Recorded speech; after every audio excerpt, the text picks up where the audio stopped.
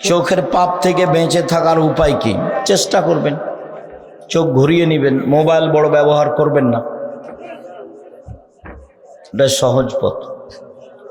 শেখ, আমি গোপন গুনাহে জড়িত, গুনাহ করি, তওবা করি, আবার গুনাহ করি। খুব বেশি কান্নাকাটি করো, কোরআন তেলাওয়াত করো, শক্ত হওয়ার চেষ্টা করো।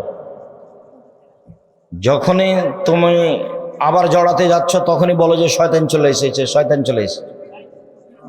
বলবে সর সর, তোকে লাথি মারি সর।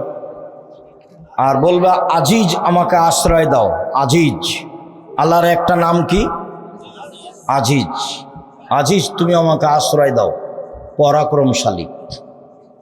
আমাদের মসজিদের ইমাম সাহেবকে খুতবার মধ্যে ইসলামিক গান, গজল, নাসিদ প্রতি জুমায় পাঠ করতে দেখি। না করাই উত্তম।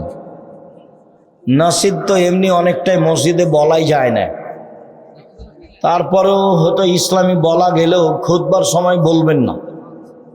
10-12টা হাদিস মুখস্থ করবেন, 2টা আয়াত মুখস্থ করবেন, অনুবাদ করে দিবেন। খুতবার আগে 5টা, পরে 4টে, এই 9টা হাদিস আর 2টা আয়াত বাস দিয়ে সালাম দিয়ে নেমে যাবেন। খুতবা হয়ে গেল সুন্দর। রাসূল সাল্লাল্লাহু আলাইহি সাল্লাম সব পায়খানা কি সুগন্ধময়, এ কথা নয়। ফরজ নামাজের পর সম্মিলিত মোনাজাত এবং শুক্রবারের নামাজে টাকার বিনিময়ে দোয়া করে।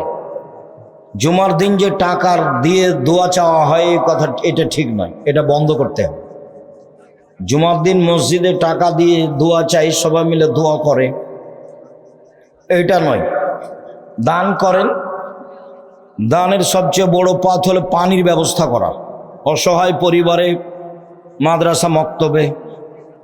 দ্বিতীয় সবচেয়ে ভালো বড় পথ হলো কাপড় চোপড়ের ব্যবস্থা করা। তৃতীয় হলো স্থায়ীভাবে বেসরকারি কওমি মাদ্রাসায় দেওয়া।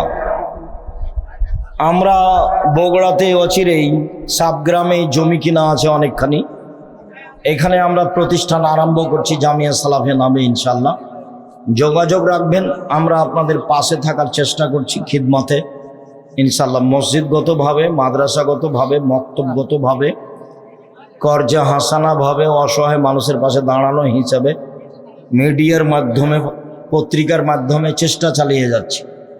দিন ইসলাম সমাজে বাস্তবায়ন, প্রচার প্রসারের জন্য যেগুলো পথ সহজ সম্ভব সেগুলো আমরা জীবন বাজি রেখে চেষ্টা চালিয়ে যাচ্ছি।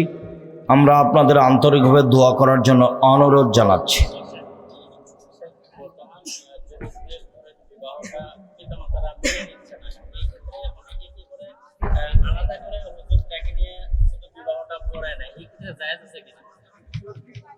বিবাহ পড়ালে ছেলের জন্য তো বাপ লাগে না, জরুরি নয়, ওটা মেয়ের জন্য ব্যাপার।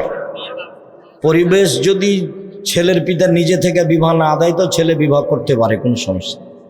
মেয়ের পিতা থাকতে হবে। না থাকে তাহলে তার চাচা থাকবে, তার দাদা থাকবে, তার বংশের কেউ থাকবে। তার বংশের কেউ যদি থাকলে চেয়ারম্যান মেম্বার, যারা গ্রাম্য সর্দার, তারা থাকবে।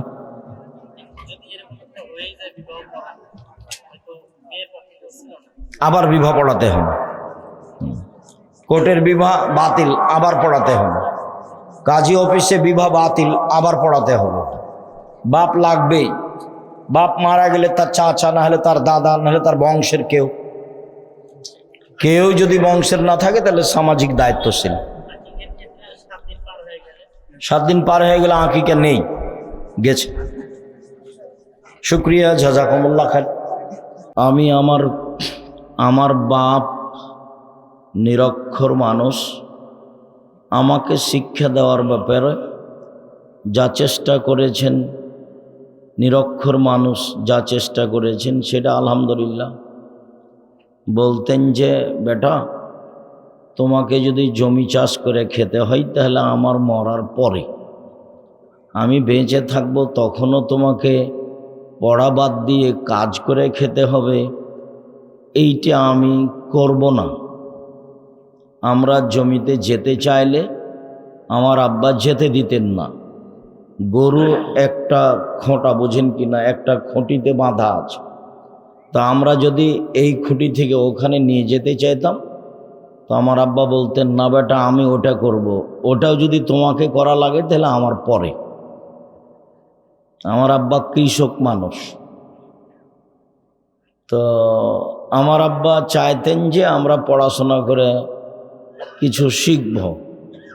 তা আমরা ভাঙাচুরা শিখার ভিত্তিতে আমরা ছেলে মেয়েকে শিক্ষা দেওয়ার ব্যাপারে কিছুটা ঘাটতি রাখছি, এটা আমার বিবেচনায় কোনোদিন আসেনি, আর আমি কোনোদিন ছোট চিন্তাও করিনি। আল্লাহ সর্বশক্তিমান, সব কিছু তিনি করতে পারেন, তার কাছে বড় আশা করাই ভালো। বড় আশা করলে তিনি পূর্ণ করতে পারেন। তিনি তো আর মানুষ নন যে আমাকে বলবেন যে তুমি এত বড় দাবি করো কোথা থেকে, আমি কোথা থেকে দিব। এভাবে কি আল্লাহ বলবেন? আপনার ছেলেকে যদি আল্লাহ আলবানি করে দেন, ইমাম বুখারী করে দেন, তা আল্লাহর দয়া রহমতের অভাব আছে? আমি যেহেতু আব্দুল্লাহ এখনো আসেনি, না এসেছে নাকি, তো স্টেজে আসেনি, তার আগে একটা কথা বলি, আসলে ওটা মানাতো না। তা আমি দেওবন্দে নিয়ে গেছি প্রাইভেট টিচারের কাছে। তো প্রাইভেট টিচার দ্বিতীয় দিন বলছে যে अगर ऐसी मेहनत जारी रहेगी तो मगरबी बंगाल में कोई टकरा ना सके। তোমার যদি এরকম পরিশ্রম থাকে তাহলে পশ্চিমবঙ্গে কেউ ঠেকাতে পারবে না। এই কথাটা বলছে শিক্ষক দ্বিতীয় দিনই। কি যে বুঝলো, খুব ভালো পণ্ডিত মানুষ। তো চট করে আব্দুল্লাহ মুখের উপরে বলছে, नहीं अगर दुआ करना है तो ऐसे करना कि पूरे दुनिया में कोई टकरा ना सके। আপনি ছোট দোয়া করবেন কেন যে পশ্চিমবঙ্গে কেউ ঠেকাতে পারবে না? পশ্চিমবঙ্গ তো আসাম থেকে নেই কলকাতা পর্যন্ত, এটুকু করলেন কেন? যদি দোয়া আমার জন্য করা লাগে এমন করেন পৃথিবীতে কেউ যেন ঠেকাতে না পারে, এরকম দোয়া করবেন। আমিও ভাবিনি যে আব্দুল্লাহ এটা বলবে, আমিও অবাক, হুজুরও অবাক। এখন তিনজন আছি, হুজুর আবার বলছেন যে আব্দুর রাজ্জাক সাহেব আপনিও বসেন, আব্বি বাইঠিয়ে। উর্দু ভাষী, ওরা তো আর বাংলা জানে না। আব্বি বাইঠিয়ে। আমি একটু হেসে উঠলাম, আচ্ছা ঠিক আছে, मैं भी बैठूंगा। তো ইন্ডিয়ান 4000 টাকা মাসে নেবে। তা আমি বলছি যে ভিন্ন করে পড়াতে হবে, তো আরও যে 5 জন ছেলে বসবে তার সাথে নয়। তখনও বলছে যে সবাই মিলে যা দেয় আমাকে তাই দিতে হবে, মানে খুব ভালো যোগ্য আলেম, কিন্তু টাকা লাগবে। তা আমি বলছি ঠিক আছে, 10 জন মিলে আপনাকে যে টাকা দেয় এক বেচে আমি একাই দেবো ইনশাল্লাহ, ভিন্ন করেই পড়াতে হবে। বলে ঠিক আছে, তাই হলো। তো 3000 টাকা বাসা ভাড়া, 3000 টাকা হোটেল খরচ, 4000 টাকা শিক্ষককে লাগবে প্রতি মাসে। তা আমি তো কোনোদিন পিছে হটিনি, কাজেই ছোট আশাও আমি করি না। আল্লাহর কাছে যেটা দাবি রেখেছি, দাবি হায়াত পর্যন্ত রেখে যাব। উনি কতটুকু কবুল করবেন সেটা তার ব্যাপার। সম্মানিত দিনী ভাই বোন, আমি আলেমদের ব্যাপারে বলার পূর্বে আরো একটু কথা বলে নি, আব্দুল্লাহ হয়তোবা বলতে পারে। আমি জাতির শিক্ষা বিষয়ে পরিবর্তন চাই যে কোনো মূল্যে। এই লক্ষ্যেই আমার চেষ্টা প্রচেষ্টা। ইনশাল্লাহ আমি একটা ভালো পর্যায়ে পৌঁছিব ইনশাল্লাহ। আমি ইতিমধ্যেই ভালো পর্যায়ে আছি বলে আমার ধারণা কাজ করে। কেননা এদেশের আলেম ওলামা কারো গড়া মাদ্রাসাতে চাকরি করে অনেকেই। আমি আব্দুর রাজ্জাক বিন ইউসুফ একবারে শূন্যের উপরে জিরো হয়ে প্রতিষ্ঠানের জমি কিনে প্রতিষ্ঠান গড়ার চেষ্টা করছি, ঘরবাড়ি তৈরি করে চেষ্টা করছি। আলহামদুলিল্লাহ আমি ভালো অবস্থায় আছি। আপনার বাড়ির পাশে যেটা প্রতিষ্ঠান সেটা এখন প্রায় 100 বিঘা জমির উপরে, প্রায় অংশই কিনা। তার 22 বিঘা খালি মেয়েদের জন্য। ওখানে একটা মসজিদ তৈরি হচ্ছে, গত বছরও বলেছি, 200 শতক জমির উপরে। তার 3 ভাগের 1 ভাগ পাইলিং মেঝে ঢালাই এখন পর্যন্ত প্রায় 5 কোটি টাকা খরচ হয়েছে খালি পাইলিং মেঝে ঢালাই, বাকি তো আছেই। যেটা রাজশাহী সেটা ছেলেদের অংশ প্রায় 40 বিঘে জমির ওপরে, যেটা মেয়েদের অংশ গড়তে যাচ্ছে সেটা প্রায় 70 বিঘা জমির উপরে, যেটা দিনাজপুরে সেটা প্রায় 20 বিঘা জমির উপরে, বরিশালে চলমান আছে, চট্টগ্রামে জমি আছে, ময়মনসিংহে জমি আছে, ফেনীতে জমি আছে, যশোরে জমি আছে, কুষ্টিয়ায় জমি আছে, আপনার এই বগুড়াতে জমি আছে। এইসব জায়গাতে অচিরেই জামিয়া সালাফে গড়বে ইনশাআল্লাহ। গাইবান্ধায় জমি আছে, গাইবান্ধাও চলমান, গাইবান্ধা চলমান, আপনার বাড়ির পাশে চলমান, রাজশাহী চলমান, বরিশাল চলমান, দিনাজপুর চলমান। উপস্থিত এই 2টা প্রতিষ্ঠানে প্রায় 5,000 ছেলে মেয়ে পড়াশোনা করে, 5,000। 300 জন শিক্ষক শিক্ষিকা আছেন, এখন আরো বেশি হবে। এদের প্রতি মাসে বেতন লাগে 32 লক্ষ। স্বাভাবিকভাবে প্রতিদিন স্বাভাবিকভাবে 3 মিস্ত্রি, রড মিস্ত্রি, কত কি যে মিস্ত্রি আছে, 40,000 থেকে প্রায় লাখের মতো মাঝে মধ্যে বিল আছে। এর নাম জামিয়া সালাফিয়া। আয়াতনে, শিক্ষক সংখ্যায়, ছাত্রছাত্রী সংখ্যায়, শিক্ষক মানে, শিক্ষক গুণে বাংলাদেশে আপনাদের সর্ববৃহৎ প্রতিষ্ঠান। তাতে আপনার বাড়ির পাশে এটা সবচেয়ে বড়, এইটা প্রায় 100 বিঘা জমির ওপরে। যেটা আপনি কালকে দেখতে যাবেন সেটা হলো 13-14 ফেব্রুয়ারি সম্মেলন। 13-14 ফেব্রুয়ারিতে সম্মেলন আছে। দেশের বক্তার বড় বড় যারা, বড় বড় বিদ্বান যারা, তারা থাকবেন ইনশাআল্লাহ। পাকিস্তানের বিদ্বান থাকবেন ইনশাআল্লাহ, ইন্ডিয়ার থাকবেন ইনশাআল্লাহ, সৌদি আরবের থাকবেন ইনশাআল্লাহ। এটা আপনাদের প্রতিষ্ঠান, আপনার বাড়ির পাশে। আমি জানি না আপনার প্রতিষ্ঠানের উপরে ভালোবাসা কেমন। 2টা কথা আরো বলেনি, সেটা হলো এই যে সারা দেশ জুড়ে জামিয়া সালাফিয়া মক্তব পরিচালনা করতে চাই। সারা দেশ জুড়ে, একবারে টেকনাফ থেকে তেঁতুলিয়া, তেঁতুলিয়া থেকে টেকনাফ পর্যন্ত দেশ জুড়ে ইনশাআল্লাহ। এবং তারা এই মক্তবের শিক্ষককে প্রশিক্ষণ দেওয়ার জন্য, জামিয়া সালাফিয়া এদেরকে প্রশিক্ষণ দেওয়ার জন্য দেশের আলেম ওলামা বা জেনারেল শিক্ষিত ছেলেদেরকে কোরআন শিক্ষা দেওয়ার জন্য একটা পদক্ষেপ গ্রহণ করা হয়েছে।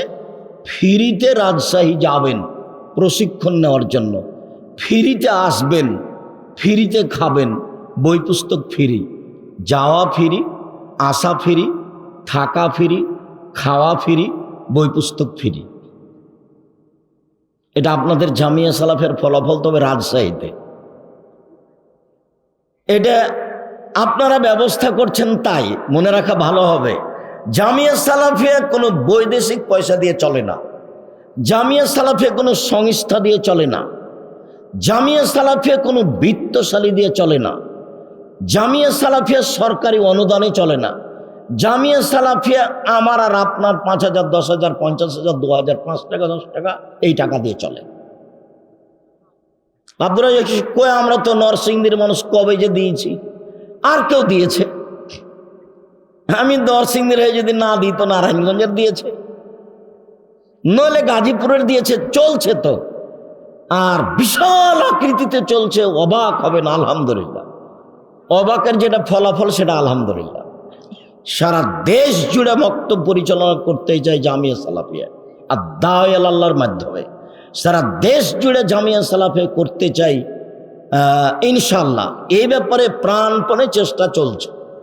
অনলাইনে আল ইতেসাম টিভি আছে, যেখানে বক্তব্য রেকর্ডিং করে আপনাদের সামনে দেওয়া হয়। আমরা আপনাদের কাছে দিন প্রচার করার ব্যাপারে মানুষ হিসেবে সামান্যতম ত্রুটি করছি, এটা আমাদের মনে বলে না।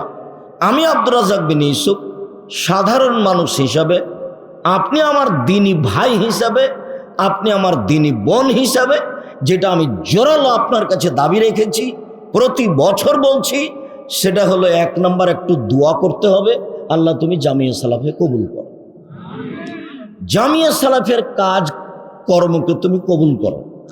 এইটা আপনার কাছে আমার প্রথম দাবি। দ্বিতীয় দাবি, আপনার অনুকূলে হলে যাবেন, 2, 4, 5 টাকা, 10 টাকা, 50 টাকা দান করবেন, যেহেতু 10-এর পয়সা দিয়েই চলে। তাতে আমি বলেছি, পতিতালয়ের মহিলা যদি কুকুরকে পানি পান করে জান্নাত পেতে পারে, তো জামিয়া সালাফিয়া 10 টাকা দান করলে জান্নাত হবে ইনশাআল্লাহ। যা আব্দুর রহিমের বক্তব্যে ফুটে উঠছিল যে দান কি জিনিস। সাথে সাথে এই দেশের সর্ববৃহৎ প্রতিষ্ঠান হচ্ছে জামিয়া সালাফিয়া, শিক্ষা মানে সর্বোচ্চ প্রতিষ্ঠান হচ্ছে জামিয়া সালাফিয়া, শিরক মুক্ত প্রতিষ্ঠান জামিয়া সালাফিয়া, বিদআত মুক্ত প্রতিষ্ঠান জামিয়া সালাফিয়া, দল মুক্ত প্রতিষ্ঠান জামিয়া সালাফিয়া, সংগঠন মুক্ত প্রতিষ্ঠান জামিয়া সালাফিয়া, হিংসা মুক্ত প্রতিষ্ঠান জামিয়া সালাফিয়া, জাতীয় সম্পদ জামিয়া সালাফিয়া। আপনি কিছুটা কার্পণ্যতা করবেন, এটা আমি চাইনি। তবে আপনি যদি কিছু দেখতে পান আমার ত্রুটি, তাহলে আপনি বললে আমি সংশোধনের জন্য প্রস্তুত আছি। আমি তো মনে করছি যে খালেস অন্তরে আল্লাহকে সন্তুষ্ট করার জন্য কারো পিছনে না পড়ে, কারো বদনাম না করে, কারো বিরোধিতা না করে, এই দিনই খিদমতে লেগে জীবন বাজি রেখে এইটাকে একটা ভালো থেকে ভালো পর্যায়ে নিয়ে যাবো ইনশাআল্লাহ। সম্মানিত দিনী ভাই বোন, আল্লাহ তাআলা বলেন, হে বিশ্বাসী মানুষ, সবচেয়ে অসন্তুষ্টপূর্ণ কাজটা করিও না। যেটা মানুষকে বলো সেটা তুমি আমল করো না, এমন কাজ তুমি করো না। আলেম ওলামা মানুষ যেটা বলছো সেটা আমল করবা, এটা আল্লাহর আদেশ। আবু হুরায়রা রাদিয়াল্লাহু তাআলা আনহু বলেন, রাসূল সাল্লাল্লাহু আলাইহি সাল্লাম বলেছেন, কাফা বিল মারে কাদেবান ইউহাদ্দিসু বিকুল্লি মা সামিয়া। একজন আলেমের জন্য মিথ্যুক হওয়ার ব্যাপারে এতটুকুই যথেষ্ট যে শরীয়তের কোনো কথা বলে দিল তদন্ত না করে। যার কারণে বহুদিন আমি বলেছি যে আজ যদি ওমর রাদিয়াল্লাহু তাআলা আনহু বেঁচে থাকতেন, তাহলে শতকরা 95 জন বক্তার, যারা বাংলাদেশে বাংলা ভাষায় বক্তব্য দিচ্ছে, শতকরা 95 জন বক্তার আজীবন জেল হতো, তারা কেউ বাইরে থাকতে পেত না। আমি আর আপনি মনে করলাম বক্তা, কিন্তু আসলেই কি তাই? কোরআন হাদিস না বুঝে, না বুঝার চেষ্টা করে, কেসা কাহিনী কি যে বলে আল্লাহই ভালো জানে। আর বক্তৃতা তো এরকম নয়, একেবারে খালেস অন্তরে হতে হবে। রাসূল সাল্লাল্লাহু আলাইহি ওয়াসাল্লাম বলছেন, পৃথিবীর আলেম ওলামা শোনো, বাল্লিগু আন্নী ওয়ালা আয়া, আমার একটি কথা জানা থাকলে অন্যকে বলো। পৃথিবীর যারা আলেম ওলামা, যারা দিন প্রচার করতে চাও, তারা শোনো, আমার একটি কথা জানা থাকলে অন্যকে বলো। ওয়া হাদ্দিসু আন বানি ইসরাঈল ওয়ালা হারাজ, বানি ইসরাঈলের কাহিনী বলো, কোনো দোষ নেই। 2 নম্বর বাক্য। 3 নম্বর বাক্য, মান কাযাবা আলাইয়া মুতাআম্মিদান ফালিয়াতাবাওয়া মাকাদাহু মিনান নার। কেউ যদি কোনো কথা আমার নামে বলে, সেই কথা যদি আমার না হয়, কেউ যদি কোনো কথা আমার নামে বলে, সেই কথা যদি আমার না হয়, তাহলে তার থাকার জায়গা জাহান্নাম। আমি যে দিন প্রচার করতে এসে একটা কথা বলে দিলাম, বললাম যে ওযু করার সময় কাঁধ মাসা করতে হবে। এখন কাঁধ মাসা যদি রাসূলের কথা না হয়, তাহলে কি হবে? তাহলে ফলাফল জাহান্নাম। জুব্বা যত বড়ই হোক, পাগড়ি যত বড়ই হোক, রেহাই হবে না। রাসূল সাল্লাল্লাহু আলাইহি ওয়াসাল্লাম বলছেন, একদা জিবরাইল আমাকে নিয়ে গেলেন উপরে। তো দেখি হঠাৎ অনেক মানুষ, তুকরাজু সাফাউম মাকারাজ মিনান নার, যাদের ঠোঁট এবং জিহ্বাকে আগুনের কেঁচি দিয়ে কেটে দেওয়া হচ্ছে। তো আমি বললাম জিবরাইলকে, মান হাউলায়, জিবরাইল এরা কারা? তখন জিবরাইল বলছেন, হাউলায়ে খুতবা উম্মতিক, এরা আপনার উম্মতের বক্তা, যারা বক্তৃতা করে বেড়াতো। নেন এবার। যার কারণে আমাকে আর আপনাকে সচেতন হওয়া খুবই জরুরি, অন্তত দিন প্রচারের ব্যাপারে। মানুষ বেশি হবে কি হবে না এ বিবেচনা করতে হবে না। মানুষ 10 জন হোক, যারা কোরআন হাদিস জানে বুঝে তাদেরকেই দাওয়াত দিতে হবে। 10 জন হোক মানুষ, তাতে কি আছে? আমি কি কারো জিম্মেদারি নিয়েছি যে তাকে হেদায়েত করতেই হবে? আল্লাহ বলছেন আমার নবীকে, ইন্নাকা লা তাহদি মান আহবাবতা, আপনি জোর করে কাউকে হেদায়েত করতে পারবেন না। গিয়ে চাচাকে বলছেন, চাচা আপনি খালি লা ইলাহা ইল্লাল্লাহ বলেন, বাকিটুকু বিচারের মাঠে কি করা লাগে সেটা আমি দেখব। মুহাম্মদ সাল্লাল্লাহু আলাইহি ওয়াসাল্লাম বলছেন। এখন আবু জাহাল, আবু লাহাব যারা পাশে আছে তারা বলছেন, আবু তালেব মরার সময়তে ধর্ম ত্যাগ করে মরবেন, মানুষে আপনার বদনাম করবে। এখন ভাতিজাতে বলছে, চাচা শুধু খালি লা ইলাহা ইল্লাল্লাহ বলেন, এটা মুখ দিয়ে বের করেন, বাকিটুকু বিচারের মাঠে কি করা লাগে সেটা আমি দেখব। কেননা আপনি যদি এই পথ দিয়ে না আসেন তাহলে আমার কিছু করার নেই, শুধু খালি এই পথ দিয়ে আসেন তাহলে বাকিটুকু দেখব। মুখে খালি লা ইলাহা ইল্লাল্লাহ বলেন। তো এখন যারা পাশে আছে তারা বলছে মরার কালে ধর্ম ত্যাগ করে মরবেন, মানুষে বদনাম করবে। তখন বলছে, ভাতিজা তাহলে হলো না, আমি যে ধর্মে ছিলাম সেটাই বহাল খেয়ে গেলাম। তো 2-1 দিন পরে মারা গেল। তো মুসলিম গ্রন্থে এসেছে, আলী বলছেন, আল্লাহর নবী আপনার চাচা মারা গেছে। তখন আল্লাহ রসুল বলছেন, এই আলী শোনো, যাও ওকে মাটিতে পুঁতে দাও। আবু তালেব মুহাম্মদ সাল্লাল্লাহু আলাইহি সাল্লাম সবচেয়ে কাছের মানুষ, মুহাম্মদ সাল্লাল্লাহু আলাইহি সাল্লামের সবচেয়ে কাছের মানুষ।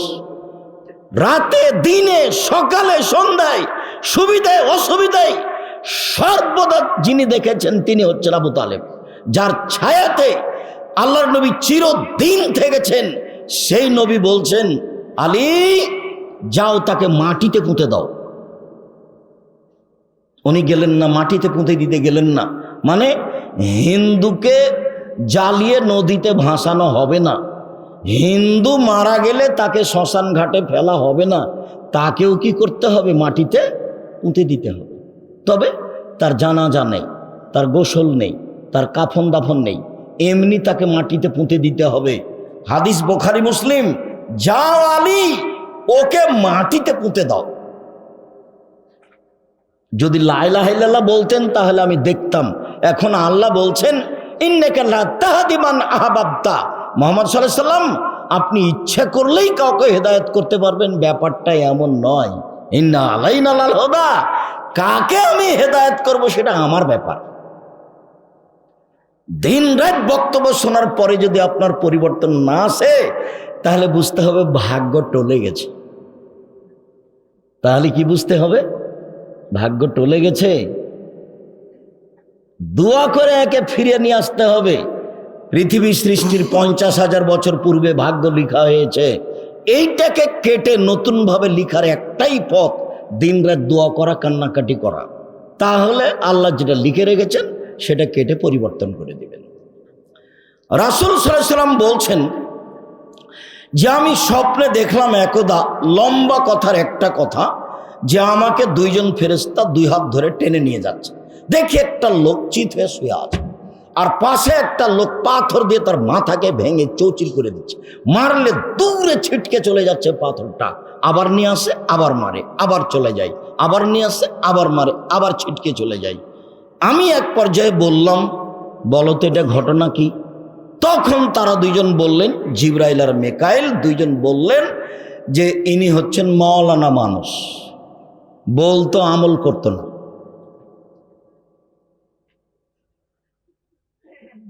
আবু হুরায়রা রাদিয়াল্লাহু তাআলা আনহু বলেন, আল্লাহ নবী বলেছেন, জাহান্নামে যখন মাওলানা সাহেবকে দেওয়া হবে তখন মাওলানা সাহেবের নাড়ি ভুঁড়ি বের হয়ে ঝুলতে থাকবে আর ও ঘুরবে। তো জাহান্নামীরা জমা হয়ে বলবে, মালাক আনতা তা'মুরুনা বিল মারুফ ওয়া তানহা আনিল মুনকার, কি ব্যাপার, আপনি তো ভালো কথা বলতেন, মন্দ থেকে নিষেধ করতেন, আপনি কেন এখানে? তখনও বলবে, কি করি, আমি ভালো বলেছি, ভালো করিনি যে।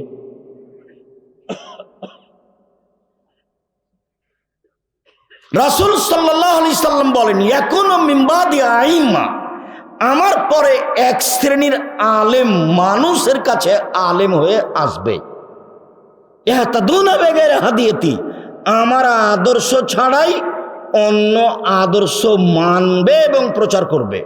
ওয়াস্তান্নুনা বিগাইরি সুন্নতি, আমার সুন্নাত ছাড়াই অন্য সুন্নাত ধরে মানবে এবং বলবে এটাই রাসূলের সুন্নাত।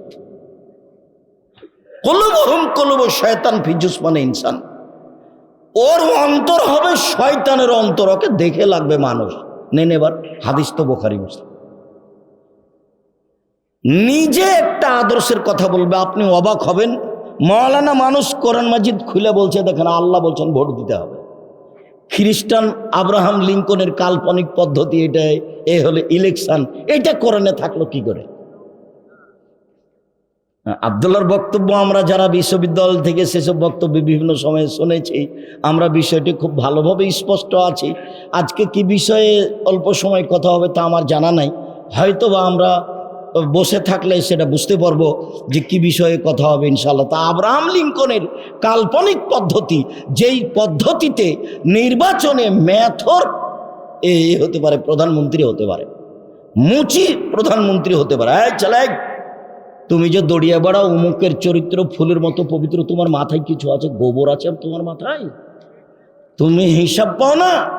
তোমরা সবাই মিলে একটা উচ্চ শিক্ষিত নরসিংদী জেলার একেবারে লন্ডন থেকে পড়ে এসেছে ভদ্র নম্র হুঁশিয়ার বড় বিদ্বান, তাকে তোমরা এমপি মন্ত্রী করার জন্য ভোট দিচ্ছ। ফলাফলে দেখা গেল যে তোমাদের এলাকার এক মুচি দুনিয়ার বদের গোড়া, তারই ভোট একটা বেশি। এবার কি হবে বলো দেখি? মুচি পাস। তাহলে কিভাবে বলে কোরআন খুলে দেখাচ্ছে যে দেখেন আল্লাহ বলছেন ভোট দিতে হবে। মৌলানা সাহেব নিজে কোরআন মাজিদ খুলে বলছে দেখেন আল্লাহ বলছেন মিলাদ করতে হবে। মিলাদ কোরআন মাজিদে আছে মিলাদের কথা। আল্লাহর নবী বলছেন, বুখারী মুসলিমের হাদিস, আমার এক শ্রেণীর আলেম ওলামা আমার আদর্শ ছেড়ে দিয়ে অন্য আদর্শ গ্রহণ করে বলবে এটাই রাসূলের আদর্শ। কাজী সাহেব মাওলানা মানুষ কামেল পাস, 4 জন সাক্ষী রোজ লিখছে বিবাহের খাতাতে। তো 4 জন সাক্ষী তো জেনা প্রমাণ করার জন্য লাগে, বিবাহের জন্য তো 2 জন সাক্ষী লাগে। কই মাওলানা সাহেবের গায়ে তো একটু ব্যথাও আসে না, বরং আমাকে পাল্টা মোবাইল করে বলে হ্যাঁ আপনি এভাবে কথা বলেন, কাজী সাহেবের খাতা টয়লেট পেপার হিসেবে ব্যবহার করার জন্য বলেন। আমি বলছি যে আমার ভাষা এইটুকু কুলালছে, যদি এর চেয়ে খারাপ কিছু বলতে পারতাম সেটাই বলতাম। ওটা তো রাসূলের পদ্ধতি নয়, রাসূলের পদ্ধতি 2 জন সাক্ষী। আর আপনি কি করে বিবাহ পড়ালেন? ওর বাপ নেই এই অবস্থায়, কোর্টের বিবাহ বাতিল, কোর্টের বিবাহ বাতিল, কোর্টের বিবাহ বাতিল। যদি 10 ছেলের মা হয় 10টা ছেলেই যে না বৈধ হয়নি। আর বাপ যদি পাগলা হয় তবু সেই বাপকে উপস্থিত হতে হবে, তাছাড়া বিবাহ হবে না। লা নিকাহ ইল্লা বিওয়ালিন, পিতা ছাড়া বিবাহ হয় না। ওয়ালা নিকাহ ইল্লা বিশাহিদাইনে, 2 জন সাক্ষী ছাড়া বিবাহ হয় না। আল্লাহ রাসূল বলছেন লা তুজাব্বিজুল মারাতাল মারাতা ওয়ালা তুজাব্বিজু নাফসাহা, কোনো মহিলা কোনো মহিলার বিবাহ দিতে পারে না, নিজে নিজে বিবাহ বসতে পারে না। কোনো মহিলা কোনো মহিলার বিবাহ দিতে পারে না, নিজে নিজে বিবাহ বসতে পারে না। ফুফু বলছে ভাতিজিকে, এই শোন ভাইয়ের বেটিকে বলছে তুই চলে, তোর বাপ তো বিবাহ দিবে না, ছেলেটা খুব ভালো, আমি বিবাহ দিয়ে দিব, ফুফুতে বলছে। তো এখন চুপে চুপে ওর মা ওকে পাঠিয়ে দিয়েছে, ওর বাপ ওখানে বিবাহ দিবে না, তখন ওর ফুফু বিবাহ দিয়ে দিয়েছে। পুরুষ ছাড়া বিবাহই হবে না, কখন কখন তার ফুফু বেটা ছেলে হয়ে গেছে, পুরুষ মানুষের বিবাহ দিয়ে দিয়েছে। খালাতে বলছে চলে, বোনের মেয়েকে বলছে বিবাহ আমি দিয়ে দেব, খালা বিবাহ দিয়ে দিয়েছে, কখন কখন খালা পুরুষ মানুষ হয়ে গেছে। অবাক হবেন, নরসিংদীতে উকিল বাপ লাগে বিবাহতে, তো সেদিন থেকে বাপ হয় না। কিন্তু চট্টগ্রামে ওই যে যেদিন উকিল বাপ হয়ে বিবাহ দিয়েছে সেদিন উকিল বাপ হয়ে গেছে। ওটাই এখন পিতা, ও যাবে মেয়ের বাড়িতে, ও মেয়েকে নিয়ে যাবে, আর নিজ বাপের সাথে আর কোনো কথা নেই। নরসিংদীতে কত দূর আছে তা আমি জানি না, তবে উকিল বাপ হারাম। জ্যাঠও উকিল হতে পাবে না, দাদা উকিল হতে পাবে না। যদি হয় তাহলে বাপকে আগে মারতে হবে, তারপরে বাপই উকিল, বাপই বিবাহ দিবে। অবাক হতে হয়। আমার সুন্নাত ছেড়ে দিয়ে অন্য সুন্নাত ধরে নে বলবে এটা রাসূলের সুন্নাত। একবারে জাজল্য নরসিংদীতে মাওলানা মানুষ বলছে নামাজের পরে হাত তুলে দোয়া করতে হবে। মাওলানা মানুষ বলছে নামাজের পরে সবাই মিলে হাত তুলে দোয়া করতে হবে। অবাক কথা, বাহাস করতে যাচ্ছে। আল্লাহ নবী বলছেন আমার সুন্নাত ছেড়ে দিয়ে অন্য সুন্নাত ধরে নিয়ে বলবে এটাই রাসূলের সুন্নাত। আল্লাহ নবী বলছেন এইরকম মাওলানা সাহেবকে দেখতে লাগে মানুষ, ওর অন্তর হলো শয়তানের অন্তর। হাদিস বুখারী মুসলিম। এমন মানুষকে দেখে লাগে মানুষ, ওর অন্তর হচ্ছে শয়তানের অন্তর। এটা আল্লাহর নবী বলছেন, হাদিস বুখারী মুসলিম। কি বিবেচনা আপনার কাছে আছে? কি দিয়ে বিবেচনা করবেন? আমি তো উপদেশ বইয়ে বহুদিন আগে এটা লিখা আপনাকে জানিয়েছি। আমি তো বক্তা শ্রোতার পরিচয় বইয়ে বহুদিন আগে লিখে জানিয়েছি। সাথে আমার দূরত্বের খবর জানি না। আপনার অন্তরের আমি সংকীর্ণতা চাইনি, আপনার অন্তরের আমি দুর্বলতা চাইনি। আমি বলছি কথা যদি সত্য হয় তাহলে মেনে নেন, আপনার জন্য ভালো হবে। একদিন দলীয় দাপটে বাঁচবেন না, একদিন দল করে আর একজনকে খারাপ বেসে বাঁচার চেষ্টা করিয়েন না। একদিন মানুষের বদনাম করে, মানুষের গিবাত করে, মানুষকে অপমান করে, মানুষকে খাটো করে বেঁচে থাকার চেষ্টা করিয়েন না। ওটা মাথা দিয়ে আনবেন না। মামলা কারো বিরুদ্ধে করে, কারো প্রতিবাদ করে, কাউকে অপমান করে, কাউকে খাটো করে বেঁচে থাকার চেষ্টা করবেন না। আপনি অবাক হবেন, যারা নেট দেখে তারা বলে একজন আর একজনকে একবারে ধুয়ে ছেড়ে দিচ্ছে। কেমন আলেম মানুষ, কিভাবে মুখে আসতে পারে এটা? আমি আসলে সেই কথাটা খুব নিরুপায় হয়েই বলেছিলাম। কি বলেছিলাম? যখন তখন বলে আসেন বাহাসে বসেন না, আসেন বাহাসে বসেন না, অত বলেন বাহাসে বসেন না কেন? তখন আমি নিরুপায় হয়েই বলেছিলাম আপনাকে তো আমি মানুষই মনে করি না, তো বসবো কি? এই একটা আমার বাক্য আছে, আমি তো আপনাকে মানুষই মনে করিনি, তবে বসবো কি? আপনি যে মুখখানে দিন রাত আর একজন আলেমের গালি দিচ্ছেন, আমি আপনাকে কেমনে আলেম মানুষ মনে করি? আমি কেমনে বসতে পারি? আপনি আমাকে ধুয়ে ছেড়ে দিলে তো আপনার নামটা আমি নিব না। দেখেন আপনি কিভাবে আলেম ওলামা একজন আর একজনকে ধুয়ে ছেড়ে দিচ্ছে। কি চরিত্র! আল্লাহ রাসূলও বলছেন ওকে দেখে লাগে মানুষ, ওর অন্তর হলো শয়তানের অন্তর। হাদিস বুখারী মুসলিম। ওকে দেখে লাগে মানুষ, ওর অন্তর হচ্ছে শয়তানের অন্তর। রাসূল সাল্লাল্লাহু আলাইহি ওয়াসাল্লাম বলেন পৃথিবীর মানুষ, আমি জাতির সামনে আশঙ্কা প্রকাশ করে গেলাম, পৃথিবীর মানুষ শুনে রেখো, তিনটি বিপদের কথা বলে যাচ্ছি।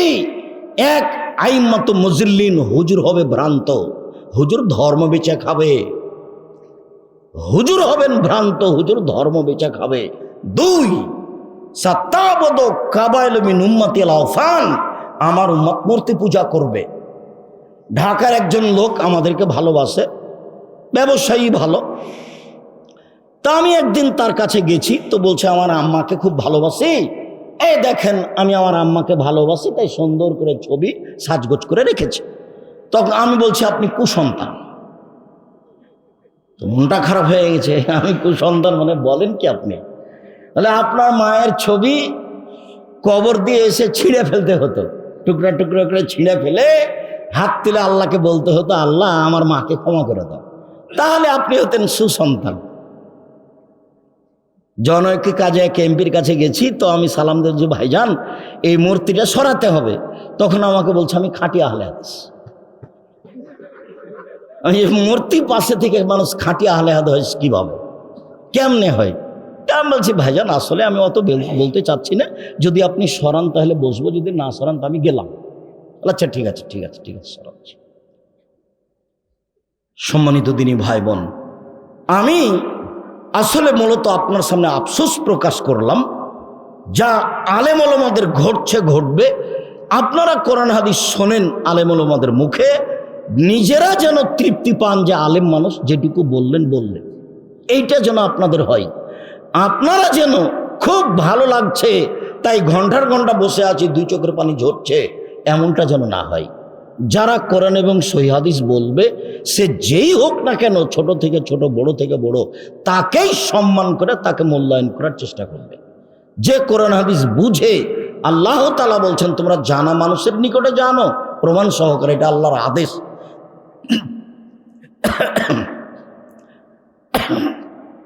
পানি আছে?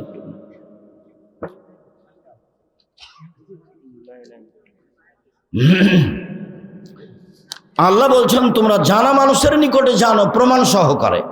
জানা মানুষের কাছে জানতে হবে প্রমাণ সহকারে। এইটুকু আমি বলে আপাতত আমার কথা শেষ করছি।